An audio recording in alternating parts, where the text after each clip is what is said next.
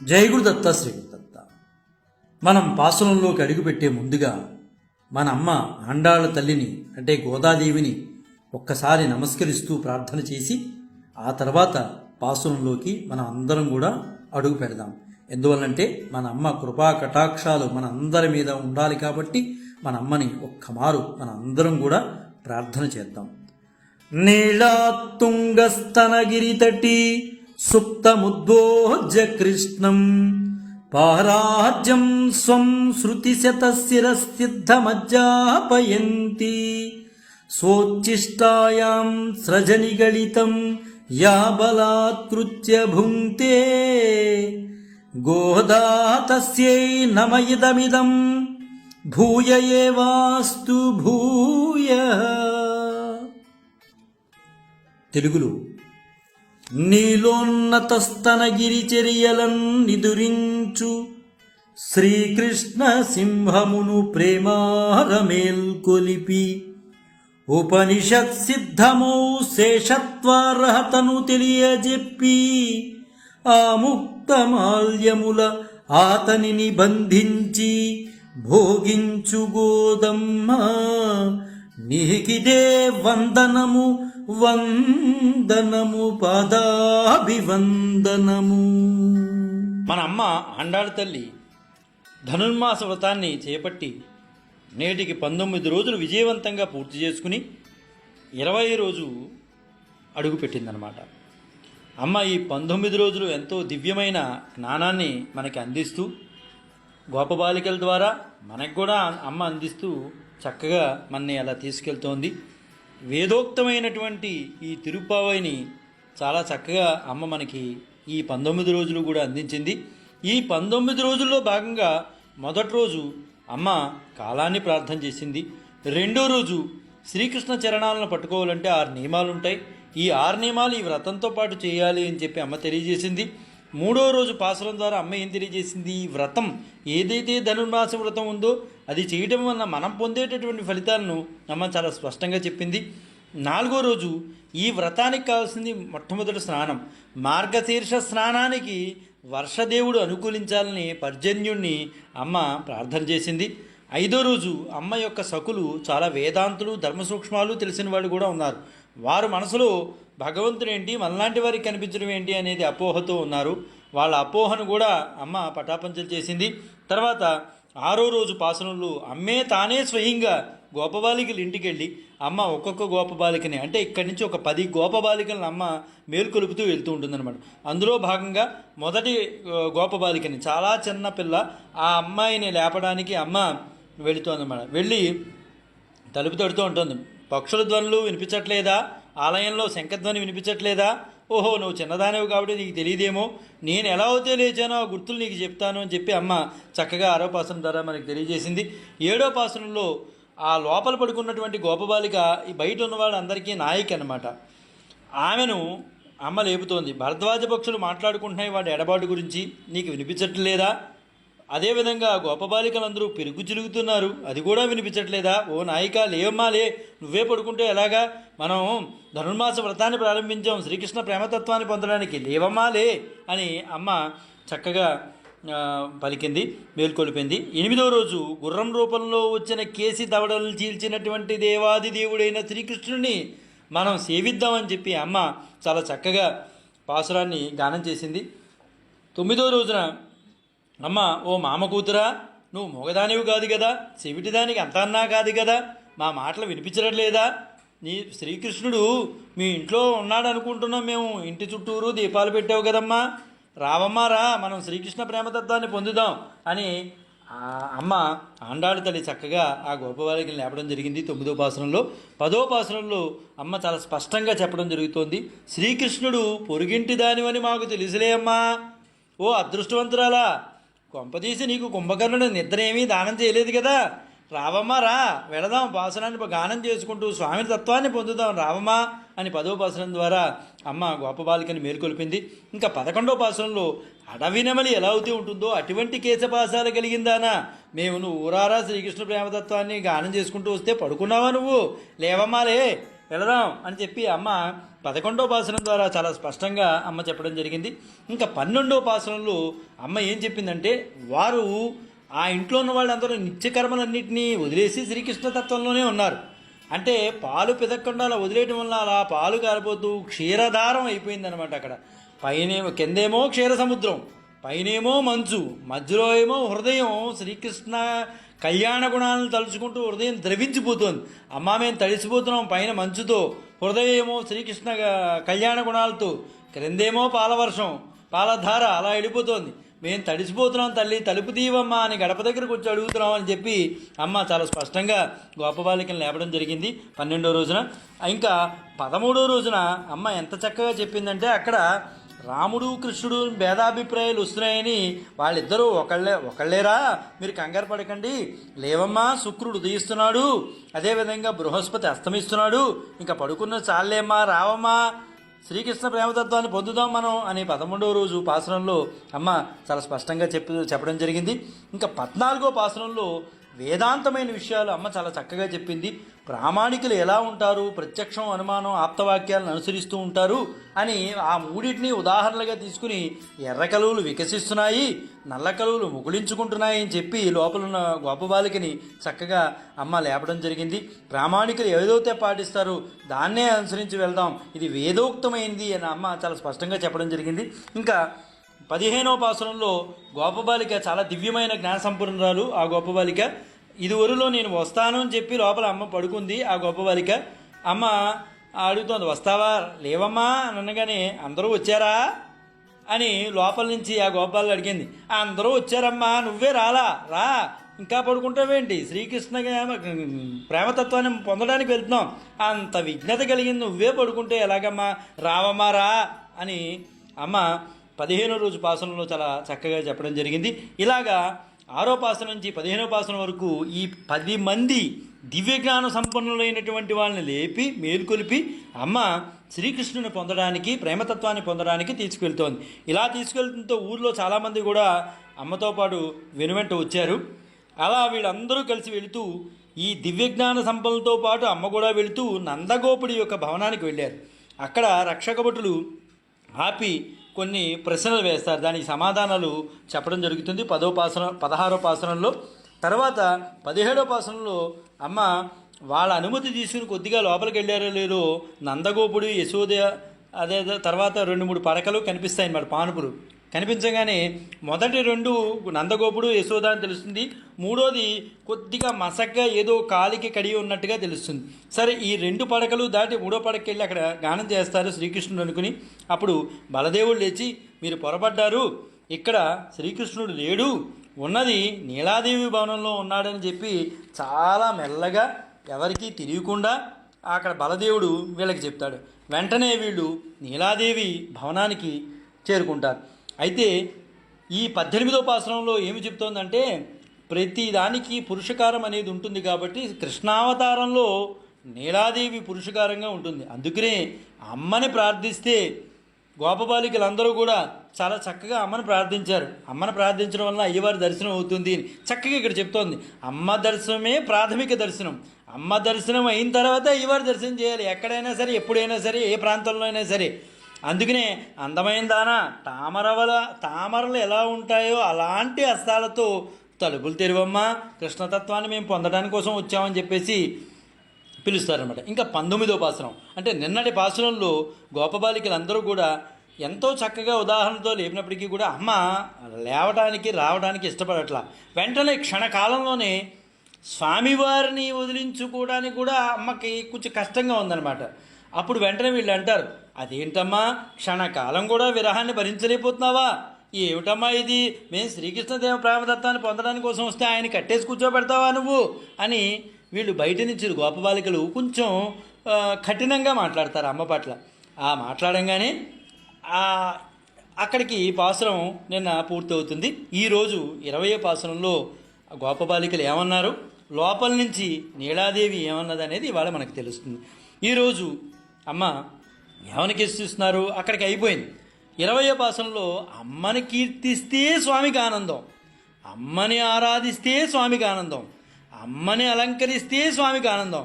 కానీ మరి స్వామికి అలా ఆనందమైనప్పుడు అమ్మని కఠినంగా మాట్లాడితే స్వామికి చాలా కష్టంగా ఉంటుంది కదా. నిన్న 19వ పాసనంలో మన గోపబాలికలందరూ కూడా అమ్మని కొంచెం కఠినంగా మాట్లాడేసరికి లోపల స్వామివారికి కొంచెం కోపం వచ్చింది. అందుచే స్వామి లేచి రాలా. ఈరోజు స్వామిని ఆయనకున్న పరాక్రమాది గుణాలతో ఈ గోపబాలికలు కీర్తిస్తున్నారు.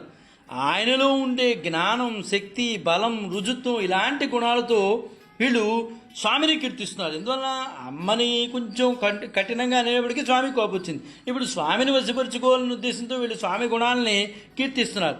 వీళ్ళు కీర్తిస్తున్నట్లు ఇక్కడ ఏంటంటే వీళ్ళు ఎంతో గానం చేయాలి, స్వామి యొక్క గుణగణాలను కీర్తిస్తున్నారు. ఇలాగే ఒకసారి బిలవమంగళుడు కూడా స్వామిని అత్యద్భుతంగా కీర్తన చేశారు. ఎంతో అది కృష్ణ కర్ణామృతంలో ఉంటుందన్నమాట. చాలా అద్భుతంగా అక్కడ కీర్తన అనేది జరిగింది.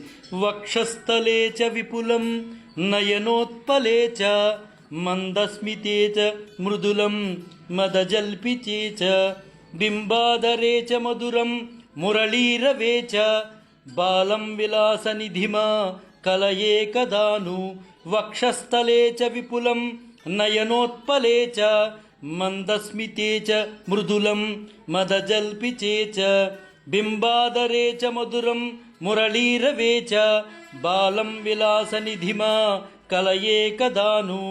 ఎంత చక్కగా అక్కడ బిలవమంగళుడు కీర్తించాడంటే, విశాలమైన రొమ్ము కలిగినటువంటి వాడు, చిరునగవునందు మధుర వాక్యములందును సుకుమారుడును, మోవియందును పిల్లనగ్రోవి మ్రోతయందును మధురమైన వాడు, చక్కదనపు నిక్కముగా ఉండే శ్రీకృష్ణుడు నేను ఎప్పుడు చూస్తానా తహతహతహతలు ఆడిపోయేట బిలవమంగళుడు. అలాగే ఇక్కడ మన అమ్మవాళ్ళు కూడా, గోదామాత కూడా, మన ఆండాళ్ళ తల్లి కూడా కీర్తిస్తూ ప్రారంభించిందన్న. స్వామిని కీర్తిస్తే ఇంక తప్పదు, స్వామినికే కీర్తించాలి. ఆయన కోపం వచ్చింది, అసలైన ఆయనకే, ఆయన గురించే వచ్చారు వీళ్ళు. ఆయనకే కోపం వస్తే ఎలాగా, ఆయన లేవలేదని ఆయనకి ఆనందాన్ని ఇచ్చేలాగా అమ్మ చాలా చక్కగా పాసురాన్ని కీర్తన చేస్తోందనమాట. 33 அமரர்க்கு முன் சென்று கப்பம் தவிர்க்குன் கலியே துயிலேளாய் செப்பமுடியாய் திரளடையாய் செற்றிருக்கு வெப்பம் குடக்கும் விமலா துயிலேளாய் செப்பன்ன முன்னிமலை செவ்வாய் சிறும் முருங்கல் நப்பின்னை நங்காய் திருவே துயிலேளாய் உக்கம்முன் தொட்டலியும் தந்துவுன் மணாளனை இப்போதே எம்மை நீராட்டேலோరెంబావాయ్. 33 సురకోటుల ముప్పుగాచి భయమును మానుపు బలశాలి మేలుకో, ఆర్జవముతో ఆశ్రితులను బ్రోచు హరిభయంకర హరి మేలుకో. స్వర్ణ కలస వక్షసీమ అరుణవర్ణాధరములు సన్నని కటికల పూర్ణావో నప్పిన్న సిరి మేలుకో మమ్మేలుకోవమ్మ. ఆలవట్టము అద్దెమొసగి అందరినీ నీ స్వామితో నీరాట్టమాడింపవే అమ్మా. జగతికే మంగళము కూర్చు, జగతికే మంగళము కూర్చు మన శ్రీవ్రతము. చక్కగా అద్భుతంగా అమ్మ కృష్ణుని గానం చేసిందనమాట. ఆండాళ్ళ తల్లి స్వామిని మేలుకొల్పడానికి ఆయన వైభవాన్ని చెప్తోంది. ఏమని చెప్తోంది? 33 అమర్కు 33 వర్గాల దేవతలను మున్సెండ్రు ఆపదరానికంటే ముందే వెళ్ళి కాపాడే కప్పం తవిరుక్కం కలియే గొప్ప బలం కలవాడివి కదా. 33 వర్గాల దేవతలనే వాళ్ళకి ఆపద రాకుండానే ముందే వెళ్ళి కాపాడుతున్నావు కదయ్యా, నువ్వు అంత బలం కలవాడివి కదయ్యా. తుయిల్ ఏరాయ్ లేవయ్యా అని చావు అంటూ లేని దేవతల్నే వారు పిలవకముందే వెళ్ళి కాపాడుతున్నావు కదా. ఏమాత్రం కోరికలు లేకుండా కేవలం నువ్వు ఆనందంగా ఉంటే చూసిపోవాలన్న ఆకాంక్షతో వచ్చాం. మాలాంటి వాళ్ళ మాత్రం కాపాడవా స్వామి? మేము నీ దగ్గరికి రావడానికి తప్పైందా స్వామి? వాళ్ళు ఏమాత్రం చావులేని వాళ్ళని, వాళ్ళకి భయం, ఇలా మనసులో భయం రాగానే వాళ్ళని వెళ్ళి కాపాడుతున్నవి. మేము మా పట్ల ఎందుకు స్వామి నీకు అంత కోపం అని అమ్మవాళ్ళు అంటున్నారన్నమాట. సెప్పం ఉడయాయ్ సత్య పరాక్రమశాలి, ఆడిన మాట తప్పనివాడా, నిన్న మాతో అందరితో కలిసి రమ్మని చెప్పావు కదా, నువ్వు మాట ఇచ్చి ఇప్పుడు నీ చుట్టూ తిప్పుకుంటావా మమ్మల్ని? ఏమైంది నీ మాట అని అడుగుతున్నారన్నమాట. తిరులుడయ్యాయ్ సర్వలోక రక్షణ సామర్థ్యం గలవాడా, ఓ స్వామి సెట్రార్కు మెప్పంకడక్కం, శత్రువులకు దుఃఖాన్ని ఇచ్చే నిర్మలుడా, ఏ దోషం అంటనివాడా, తుయిల్ ఎరాయ్ నిద్రలేవయ్యా. అయితే స్వామి లేవకపోయేసరికి, అయితే నిన్న వీళ్ళు అమ్మ కోసం కొంచెం కఠినంగా మాట్లాడినందుకు స్వామి కోపం వచ్చిందని వీళ్ళు గమనించి అమ్మను కీర్తిస్తారు. అంటే మేము స్వామి కోపం వచ్చింది అనుకున్నాం, అంటే స్వామికి అమ్మ కూడా కోపం వచ్చి ఉంటుంది అని అమ్మని కీర్తించడం మళ్ళీ ప్రారంభిస్తారు. సెప్పన్న మొన్మలై చెవ్వాయ్ చిరుమురుంగల్, సముదాయ అంగ సౌందర్యము కలిగి నప్పిన్నై స్వామి సంబంధంతో నంగాయ్ పరిపూర్ణమైన అందం గలదానా, తిరువై తుయిలైలాయ్ సాక్షాత్ నీవే లక్ష్మి. అమ్మా మేలుకో అమ్మా, నువ్వెవరో కాదు, సాక్షాత్ లక్ష్మీదేవివే తల్లి, నువ్వు మేలుకో అమ్మా తల్లి. వీళ్ళ ప్రార్థనకి అమ్మ కరిగి లేచి వీళ్ళ దగ్గరికి వచ్చి, ఏం కావాలనరా, ఎందుకురా ఇలా అల్లరి చేస్తున్నారు మీరు, ఏం కావాలరా మీకు అని అడిగింది అమ్మ. ఒక్కమం స్నానానికి తర్వాత మాకు స్వేదం ఏర్పడితే దానికి అపనౌదనానికి విసనకర్ర కావాలమ్మా. అదేవిధంగా తొట్టతుళియం స్నానం తర్వాత అలంకరణ చేసుకోవడానికి ఒక నిలువుతద్దం కావాలి మాకు. తందు ఈ రెండు ఇచ్చి ఉన్నాళ్ళనై నీవు స్వామిని ఇప్పుడే ఎమ్మై మాతో కలిపి నీరాడించు. ఇలా అడగటం మనకి కొంచెం ఎలాగో అనిపిస్తుంది, బాహ్యంగా చూస్తే తప్పుగా అనిపిస్తుంది, కానీ దోషం ఏం లేదు. పురుషుడు ఆయన ఒక్కడే, మిగతా జీవవర్గం అంతా ఆయనకి చెందిందే. అందులో కొందరు ముందున్నవారు ఉంటారు, కొందరు వెనకున్నవారు ఉంటారు. ముందున్నవారు వెనక వాళ్ళని మార్గనిర్దేశం చేస్తారు. అక్కడ పరంపదంలో నిత్యసూర వర్గానికి చెందిన వారిలో మొట్టమొదటిదైన లక్ష్మీదేవి ఆ తత్వాన్ని తెలిసిన వారు, ఆ తత్వాన్ని సరిగ్గా చూపించగలిగిన వారు, మనం కొత్తగా చూపించగలిగిన వారు అనమాట. మనం కొత్తగా ఒక ఊరు వెళ్తే అక్కడ చెరువులో స్నానం చేయాలంటే పూర్తిగా బాగా తెలిసిన వారు ఈ సలహా ఇస్తే మాత్రమే మనం చేయగలుగుతాం, అదే చేయలేం. ఇక్కడ హరి అనేది ఒక గొప్ప సరస్సు, సంసార తాపాన్ని తొలగించగలిగేదే అది. హరి అనేది ఇక్కడ గొప్ప సరస్సు లాంటిది, మన యొక్క సంసార తాపాన్ని తొలగించేదే అది. అందులో అందరూ మునగాల్సిన వాడమే, తాపం తగ్గాలనుకునే వారంతా కూడా అందులో మునగాల్సిందే. వీళ్ళు వాళ్ళు అని నియమమే లేదు. జీవులమైన మనకు కానీ పరమపదంలోని నిత్యసూర్యులకు కానీ ఇది ఉన్నది ఒకే ఒక్క సరస్సు, అదే హరి సరస్సు. అందులో మునిగితేనే ఈ సంసారంలో ఉన్న తాపం అంతా కూడా మనకి తొలుగుతుంది. ఆ హరి సరస్సు గురించి తెలిసిన దానివి నీవు మార్గం చూపిస్తే మేము దాంట్లో ప్రవేశించగలుగుతాం. మాకిక్కడ ఉన్నవాళ్ళు ఎవ్వరూ చెప్పలేరమ్మా, నువ్వే చెప్పాలి. ఆ హరి సరస్సులో మేము స్నానం చేస్తేనే మా తాపం మాకు తగ్గుతుంది అమ్మా అని ఆండాళ్ళ తల్లి నీలాదేవిని కోరుతుంది. పరమాత్మను చేరడానికి అమ్మ ఒక మధ్యవర్తిగా పనిచేస్తోంది ఇక్కడ. అంటే ఒక పురుషకారంగా ఉంది అమ్మ. భగవంతుని యొక్క కళ్యాణ గుణాల జలాలతో మనం నీరాడుదాం, దాన్నే మనకు అమ్మ తిరుప్పావై రూపంలో మనకి అందించింది. ఇప్పుడు అమ్మ కూడా వీళ్ళతో కలిసి మార్గనిర్దేశం చేస్తోంది. చక్కగా ఏం కావాలి అని అడిగింది, దానికి సంబంధించినవన్నీ వీళ్ళు చెప్పారు. అమ్మ హరి అనే సరస్సులో మేము స్నానం చేస్తే కానీ మా తాపం తగ్గదమ్మా, మా మనసులో ఉన్నటువంటిది తగ్గాలి అంటే అక్కడ హరి అనే సరస్సులో మేము స్నానం చేయాలి. అందువలన అనుగ్రహించమ్మా, స్వామిని మేము స్వామిని అనుగ్రహింపజేసి విసనకర్ర అద్దము ఇప్పించి స్వామితో పాటు మమ్మును కూడా మంగళ స్నానం ఆచరింపజేయమ్మా అని ఈ రోజున 20వ పాసనంలో గోదామాత నీలాదేవిని కోరుతుంది.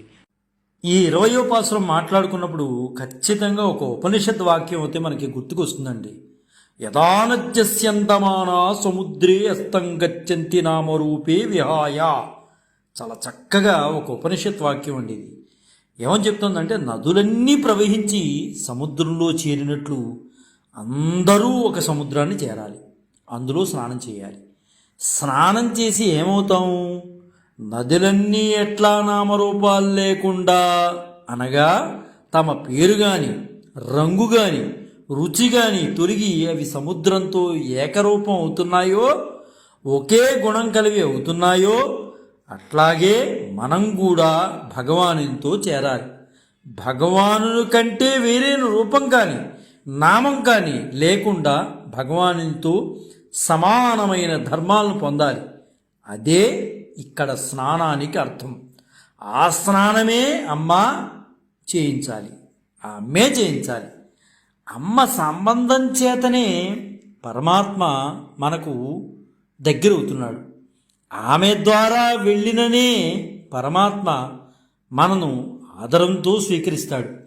ఆమె భగవానుడినే సరస్సులో దిగి మనల్ని అందులో భద్రంగా ప్రవేశింపచేయించగలదు. అందువల్లనే ఆమె స్త్రీ అనబడుతుంది. పరమాత్మని ఆశ్రయించు ఉండినది ఆమె. ఆ పరమాత్మ అనే తటాకంలో ప్రవేశించుటకు మనచే ఆశ్రయింపబడినది ఎవరయ్యా అంటే స్త్రీ. భగవదనుభవ అవగాహమే గోపికలు కోరేటటువంటి స్నానం అన్నమాట. ఈ స్నానములకి పరికరాలు ఏమి ఉండాలి? అద్దము, విసనకర్ర. విసనకర్రతో విసురుడి చేత శరీరంపై నుండి శ్వేతజలము తొలగిపోయి తాపం తీరుతుంది కదా, ఇది సహజం. మన ఆత్మలకు క్లేశము కలిగించినవి ఏమిటి? అహంకారం, మమకారాలు. అవే మన ఒంటికి పట్టే చెమటలు.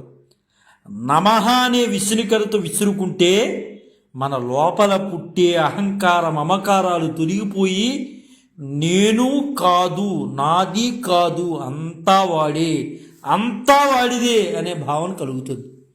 అలా నమః అనే విసనకర్రతో విసురుకోనంత వరకు కూడా నాకు కావాలి, అంతా నాదే, అంతా నేనే అనే భావనలో ఉంటాం. ఒక్కసారి నమః అనే విసనకర్రతో విసురుకున్నామా, నేను కాదు, నాది కాదు, అంతా వాడిదే, అంతా వాడిదే, అంతా వాడే, అంతా వాడిదే అనే భావంలోకే మనం వెళ్ళిపోతాం. ఇక అర్థం దేనికి?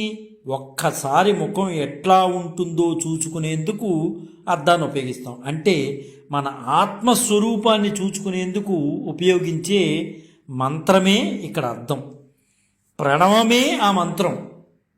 మకారవాచ్యుడగు జీవుడు అకారవాచ్యుడగు పరమాత్మను చెందినవాడని ప్రణవం అంటే ఓము మనకు తెలియజేస్తోంది. అదే మన ఆత్మస్వరూపం తెలియజేసే కంచుటద్దంగా మనం మాట్లాడుకుంటాం. అట్లా విసనకర్రను అద్దాన్ని మాకిచ్చి మా స్వరూపాన్ని చక్కదిద్దేందుకు తగిన అవకాశం కల్పించి మాకు కృష్ణుడితో కలిసి స్నానం చేసే భాగ్యాన్ని నువ్వు ప్రసాదించాలి తల్లి. అమ్మా నీలాదేవి, నువ్వే ప్రసాదించగలవు అనగానే ఆ పరమాత్మకే నిత్యం సర్వవిధ కైంకర్యాలు చేసే భాగ్యాన్ని మేం పొందాలని అక్కడికి వచ్చినటువంటి గోపికలు, మన అమ్మ ఆండాళ్ళ తల్లి ఎంతగా మురిసిపోతున్నారంటే నీలాదేవితో చెబుతూ అంతా మురిసిపోతున్నారు. లోపల ఉన్నటువంటి నీలాదేవి కూడా ఎంత ఆనందపడిపోతూ గోపికల ప్రార్థనను మన్నించి రేపొచ్చి అమ్మ కూడా అంటే 21వ పాసనంలో అమ్మ కూడా మన ఆండాళ్ళ తల్లితో పాటు నీలాదేవి కూడా గొంతు కలిపి కృష్ణుణ్ణి మేల్కొలుపుతారు. రేపటి పాసనం 21వ పాసనం అది. 20వ పాసనం వరకు మన వాళ్ళు ఆండాళ్ళ తల్లి మన గోపికలు కలిసి నీలాదేవిని స్తుతించారు. 21వ పాసనం నుంచి నీలాదేవి, మన అమ్మ ఆండాళ్ళ తల్లి అందరూ కలిసి శ్రీకృష్ణుని మేల్కొల్పడం అనేది రేపటి రోజు మనం కలుసుకున్నప్పుడు మనం మాట్లాడుకున్నాం. జై గురుదత్త శ్రీ గురుదత్త శ్రీపాద శ్రీవల్లభ చరణదాసుడు మానికొండ రాజశేఖర శర్మ రాజమహేంద్రవరం. స్వస్తి.